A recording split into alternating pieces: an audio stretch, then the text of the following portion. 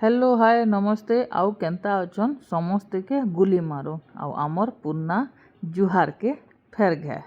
Bake करूँ सकालू इटा पहला मटन दुकान मटन आउ तापरे शाग डाल दुकान इटा शाग नेलु पुदीना पतर धनिया पतर आउ मुनगा टिके निया हला सामनारू बाबू आइसक्रीम गोटे खाएले आउ इटा देखुन आमर स्कूटी रो अवस्था सामान पेक देसी मटन निया हला भेज मटन निया हला आउ एहदे छोट माछ भी निया हला सबू नहीं नुआ करी चाह पीलु आउ इटा पहुँची गलु सीधा होटेल रे आउ ई जगह रे आज गुटे स्टाफ कम थे तो इमानकू हरबराबार लगी मुई ढाबा साइड रे इमानकर संगे काम करबार लगी गली आमे जेते बेले रेस्टोरेंट के टेक ओवर कलु हेते बेले सबू स्टाफ से पुन्ना रेस्टोरेंट आमने थिले सेते बेले सबू खाली जेंट्स स्टाफ थिले आउ गुटे न लेडीज बाकी एहदे केनता अच्छे जानिछन पूरा नारी शक्ति जिंदाबाद हे गलान खाली आमर केशियर आज्ञा जड़े मेल पर्सन अछन आउ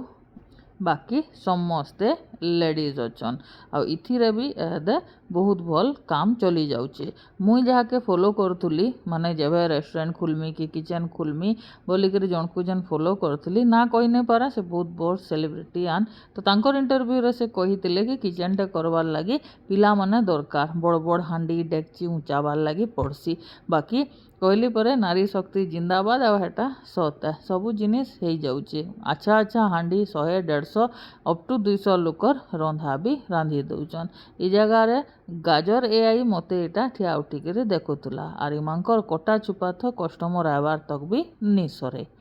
3:30 बजला खाइबार टाइम आसला आ इटा होचे आमर आज खाना मुनगा भजा साग आलू भर्ता पापड़ आउ टमाटो खटा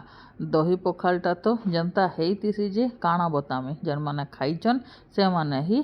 जानी पारबे बाकी केन आइटम के जे बाहानू कि जहा करू आमर दही पखाल जे माने बाहानी देले बोधे सेमानकू खानार टेस्ट केबे जना नहीं थिबा एटा पूरा मुई 100% दावा देकरी कही पारमी तार परे मुई आसीगली इटा स्टाफ बाले कर लगे आज प्रसाद बनीचे प्रसाद रे काଣା अच्छे माछ छिंचेड़ा बोले मैडम आपन भाग कर दौन बोले जे मुईटा भाग करुचे मुई भाग करुचे और साइड रे से माने सबू खेचड़ होचन सबू काली बाहर बोरे सेलिब्रिटी हेबो बोलकर कहली और इटा आमे घर पले आसलु 2 जन अलगा अलगा गाड़ी रे मुई आसली स्कूटी रे से आसले बाइक रे आउ हेदे केसु के ट्यूशन छाड़ी गले राति हैला के मुई आसी गली इटा राशन दुकान सबू बुधवार ना गुरुवार आमर नुआ स्टॉक रिफिल हेसी सेटा नहीं आसली आउ इटा रातिर बाजी गलान 9:30 हिसाब किताब करी एहदे ब्लॉग टाके एंड करमा।